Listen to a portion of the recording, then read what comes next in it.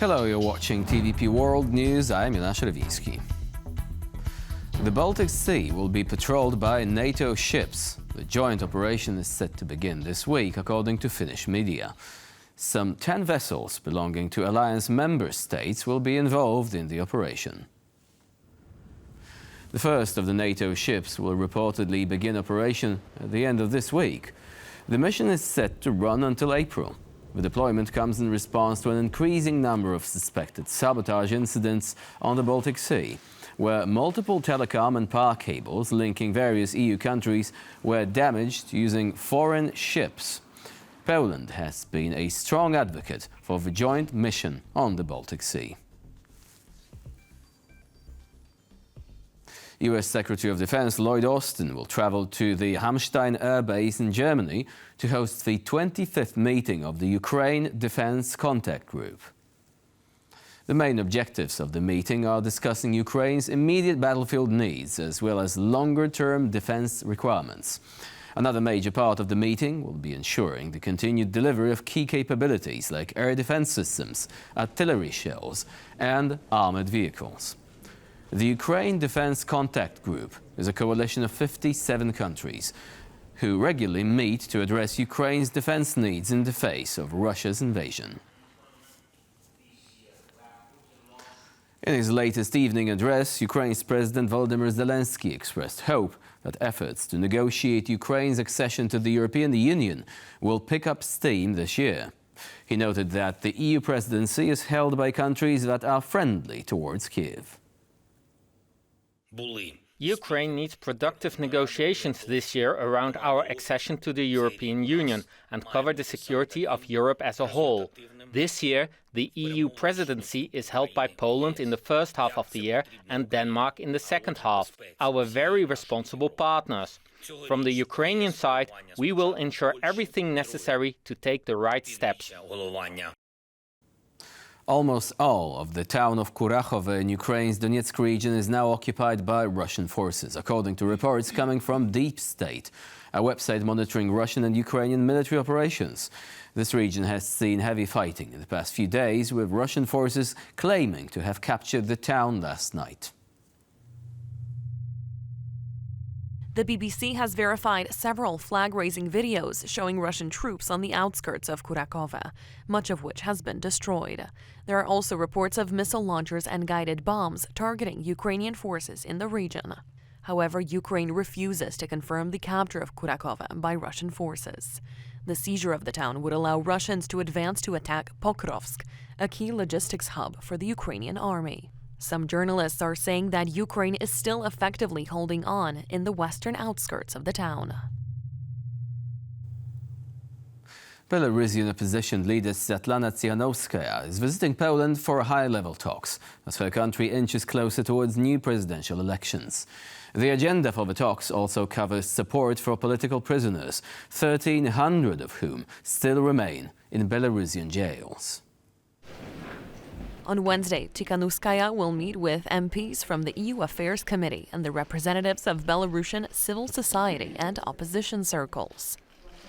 Talks with President Andrzej Duda and Foreign Minister Radosław Sikorski are scheduled for Thursday.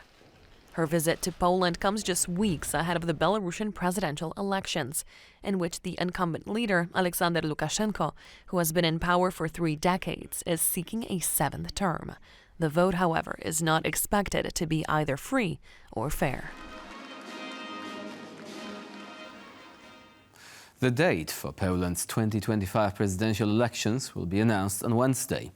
According to the law, 3 dates are possible: the 4th, the 11th or the 18th of May. However, the Speaker of the Polish Parliament, Szymon Hołownia, has already rejected one of these dates. Formally, the Polish elections will be ordered on Wednesday, January 15th, a deadline that stems from a constitutional provision that says that elections cannot be held within 90 days of the end of a state of emergency. The latest was ordered in the wake of the September floods, meaning that the 90-day period expires mid-January. The elections are not expected to take place on the first possible date, May 4th. Karol Nawrocki, endorsed by the opposition Law and Justice Party, and Warsaw Mayor Rafał Trzaskowski, representing the ruling Civic Coalition, are expected to be the frontrunners.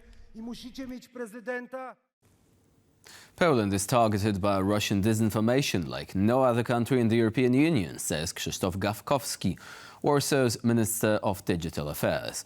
However, according to the official, the country knows how to deal with these threats and is ready to counter them.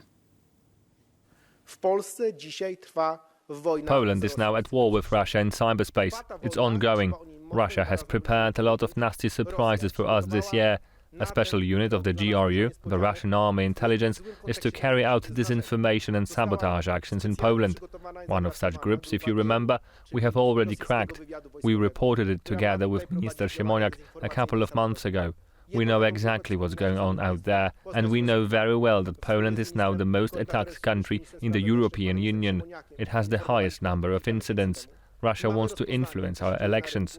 Russia will deliberately try to interfere in the Polish presidential elections, and we have to be vocal about it. Poland is ready for it.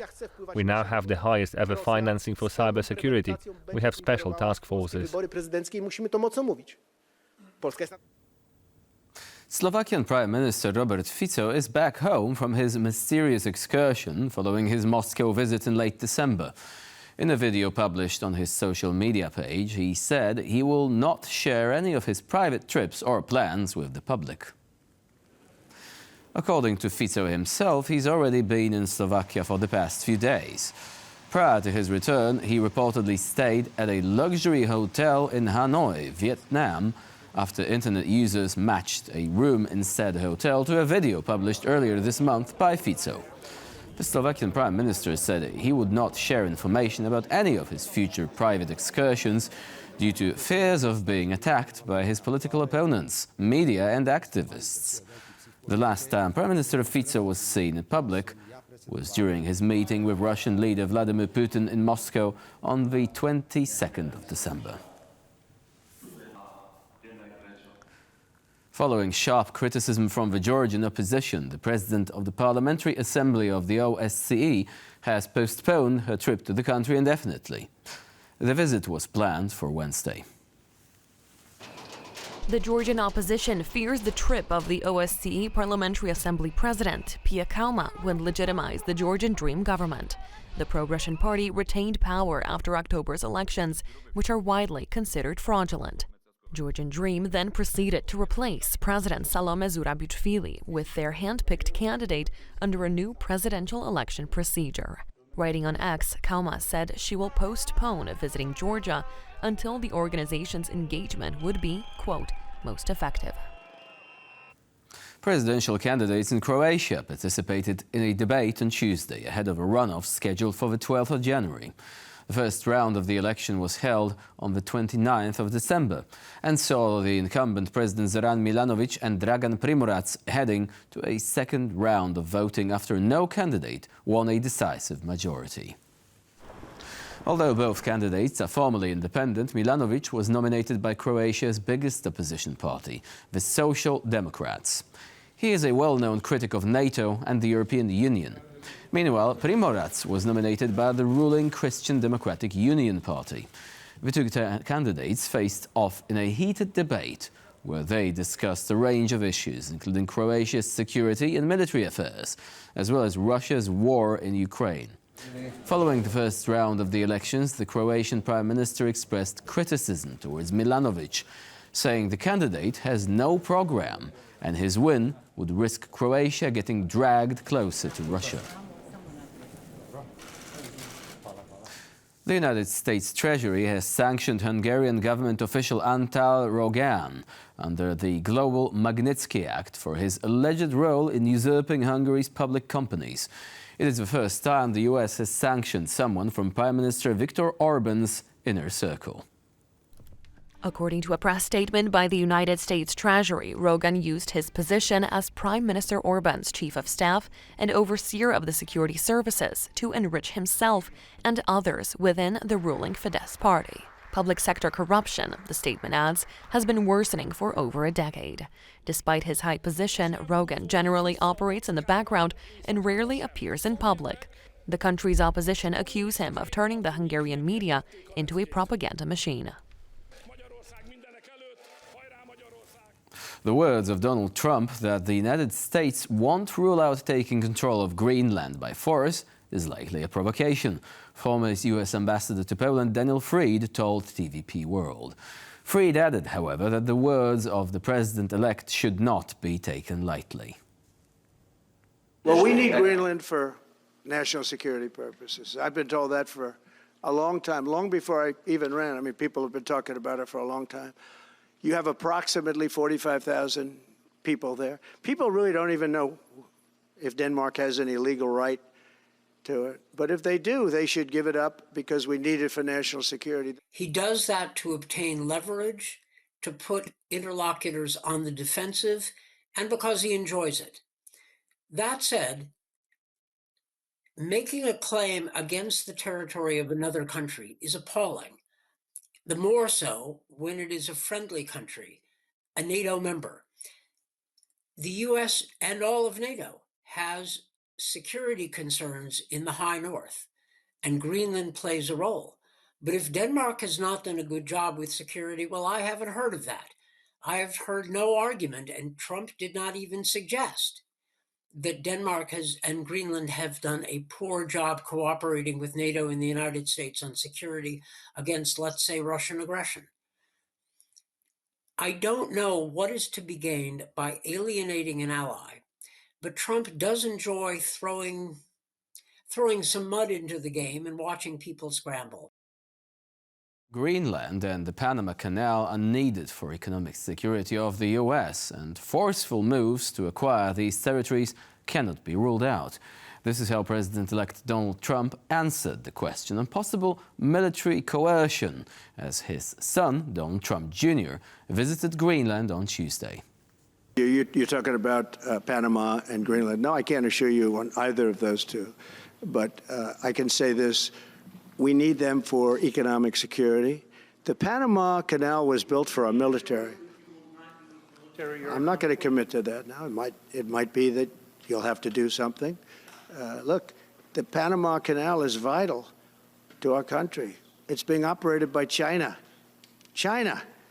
And we gave the Panama Canal to Panama. We didn't give it to China. And they've abused it. They've abused that gift. It should have never been made, by the way. There isn't a snowball's chance in hell that Canada would become part of the United States.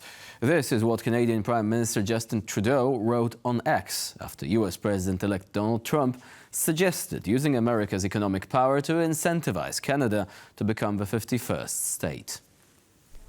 Trump floated the idea to use economic pressure to make Canada a part of the U.S. during a press conference in which he also reiterated his desire to take possession of Greenland and the Panama Canal.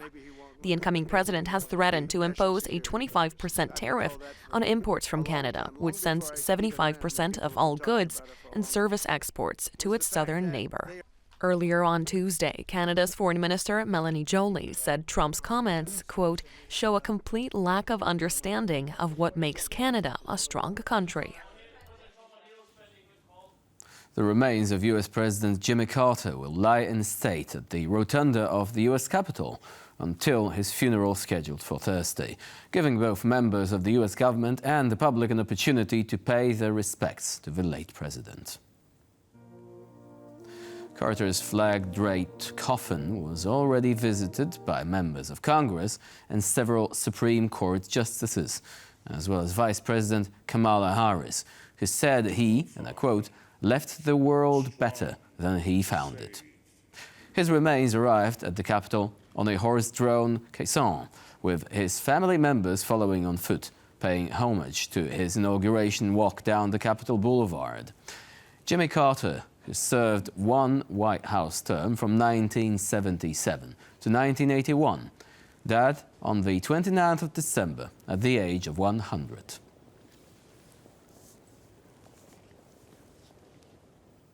California is grappling with a devastating wildfire that is spreading in the Los Angeles area. Local officials reported that nearly 12 square kilometers of land in the Pacific Palisades neighborhood in the north of Los Angeles have been burned down. They have also issued a warning to residents, some 30,000 of whom have evacuated the nearby areas. Firefighters are battling the blaze, but powerful winds are helping the fire spread at an alarming pace.